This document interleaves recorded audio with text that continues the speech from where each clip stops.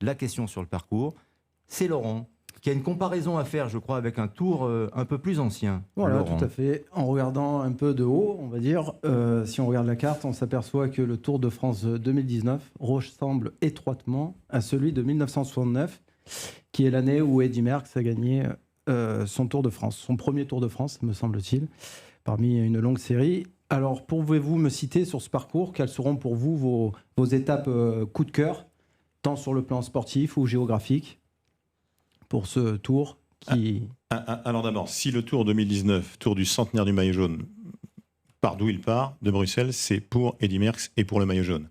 C'est-à-dire que nous partons de la ville du coureur qui symbolise le mieux dans l'histoire le maillot jaune, Eddy Merckx, le plus grand champion de l'histoire, celui à qui Bernard Hinault a dit lorsque nous avons annoncé à Bruxelles le grand départ, j'ai voulu te ressembler.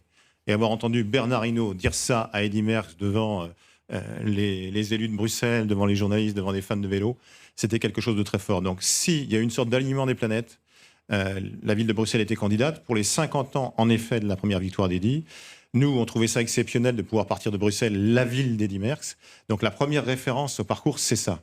Ensuite, si nous passons à Belfort, par exemple, Belfort qui avait accueilli pour la dernière fois le Tour en 2012, première victoire de Thibaut Pinot, 22 ans à l'époque, c'était l'étape de Belfort à Port-Entruy. C'est parce que, en 69, à partir de Belfort, Eddy n'a pu lâcher le maillot jaune. C'était au lendemain du Ballon d'Alsace, où il avait gagné. Et le maire de Belfort m'a écrit, première ligne, une lettre différente des années précédentes, puisqu'il écrit tous les ans depuis 2012. C'est à Belfort qu'Eddy Merckx, en 1969, a pris définitivement le maillot jaune.